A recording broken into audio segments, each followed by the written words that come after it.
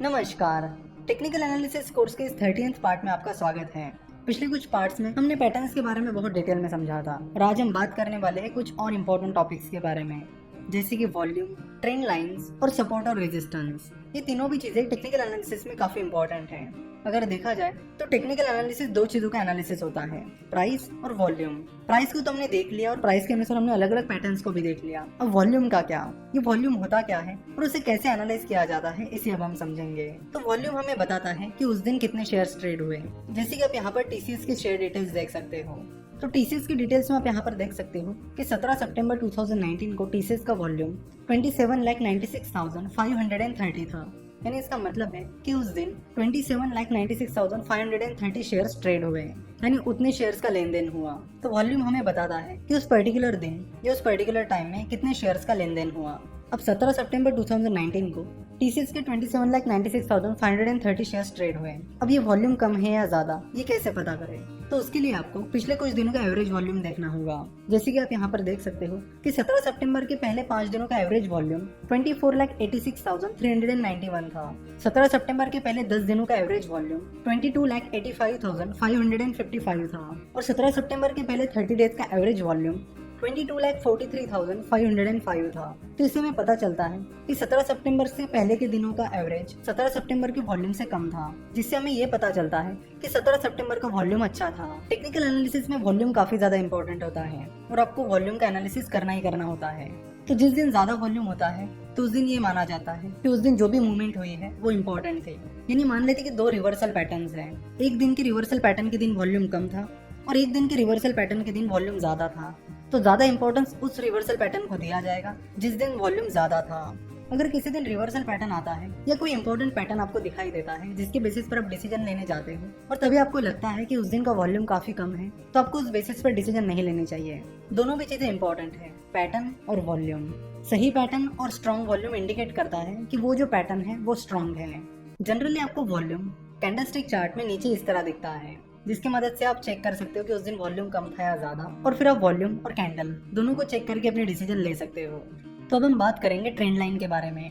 Trend line भी technical analysis में बहुत इंपॉर्टेंट होती है और ट्रेंड लाइन का इंपॉर्टेंस इसलिए है क्योंकि ट्रेंड लाइन से हमें ट्रेंड पता चलता है कि मार्केट में कौन सा ट्रेंड चल रहा है, अप ट्रेंड चल रहा है, डाउन ट्रेंड चल रहा है या फिर कोई भी ट्रेंड नहीं चल रहा है। तो यहाँ पर एक ग्राफ है और इस सिंपल ट्रेंड लाइन से हमें पता चलता है कि स्टॉक में अप ट्रेंड चल रहा है। तो जब तक शेयर प्राइस इस ट्रेंड लाइन को ब्रेक नहीं करती है तब तक माना जाएगा कि ट्रेंड चल रहा है, और शेयर प्राइस जैसे इस ट्रेंड लाइन को ब्रेक करती है तो माना जाएगा कि वहाँ पर वो ट्रेंड खत्म हो गया है और फिर वहाँ से या तो दूसरा ट्रेंड शुरू हो सकता है या फिर कोई भी ट्रेंड नहीं हो सकता है। अब हम बात करेंगे सपोर्ट एंड रेजिस्टेंस के बारे में। आपने कई बार न्यूज़पेपर में, न्यूज में या कहीं पर भी सपोर्ट एंड रेजिस्टेंस का जिक्र जरूर सुना होगा। टेक्निकल एनालिसिस में सपोर्ट एंड रेजिस्टेंस बहुत जनरली यूज की जाने वाली टर्म है। तो चलो देखते हैं कि सपोर्ट एंड रेजिस्टेंस क्या होता है। तो शुरुआत करते हैं सपोर्ट से। सपोर्ट हमें स्टॉप लॉस सेट करने में मदद करता है। कैसे? चलो देखते हैं। जैसे कि यहाँ पर आप देख रहे हो कि नीचे ये स्पेसिफिक प्राइस है जहाँ पर जाकर वो शेयर प्राइस फिर से यू टर्न ले रही है, यानी फिर से ऊपर जा रही है। जैसे कि आप देख सकते हो कि बार बार शेयर प्राइस यहाँ तक आके गिरती है और यहाँ से आके फिर से उभर जाती है और फिर इन डॉट्स को जोड़कर हमें सपोर्ट लाइन मिल जाती है। तो सपोर्ट लाइन हमें बताती है कि सपोर्ट लाइन के पॉइंट पर बाइंग प्रेशर ज्यादा है, यानी बाय करने वाले ज्यादा है, जिससे शेयर प्राइस उस लाइन के नीचे नहीं जा रही है। इसलिए सपोर्ट का उपयोग ट्रेडर स्टॉप लॉस के लिए करते हैं। तो सपोर्ट लाइन ड्रॉ करने का तरीका बड़ा सिंपल है। अब इस ग्राफ को देखकर तुरंत पहचान सकते हो कि कौन कौन से पॉइंट पे आकर शेयर प्राइस फिर से वापस ऊपर चली गई है, और उन पॉइंट्स को जोड़कर आप सपोर्ट लाइन बना सकते हो जो कि आपके लिए आपका स्टॉप लॉस का काम करेगी।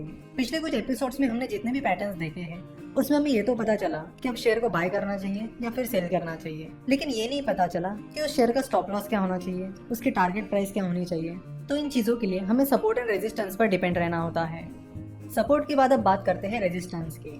रेजिस्टेंस एक ऐसी लेवल होती है जहाँ पर सेलिंग प्रेशर ज्यादा होता है, यानी जहाँ पर जाकर शेयर प्राइस यू टर्न ले लेती है, यानी शेयर प्राइस जल्दी से उस लेवल को ब्रेक नहीं कर पाती है। तो जैसे कि आप यहाँ पर देख सकते हो कि शेयर प्राइस कई बार रेजिस्टेंस के लेवल तक चली गई और फिर वापस नीचे चली आ गई, क्योंकि रेजिस्टेंस के लेवल पर सेलिंग प्रेशर काफी ज्यादा है, जिसकी वजह से वहाँ पर जाकर शेयर प्राइस नीचे चली जाती है। तो रेजिस्टेंस का उपयोग टारगेट प्राइस सेट करने के लिए किया जाता है।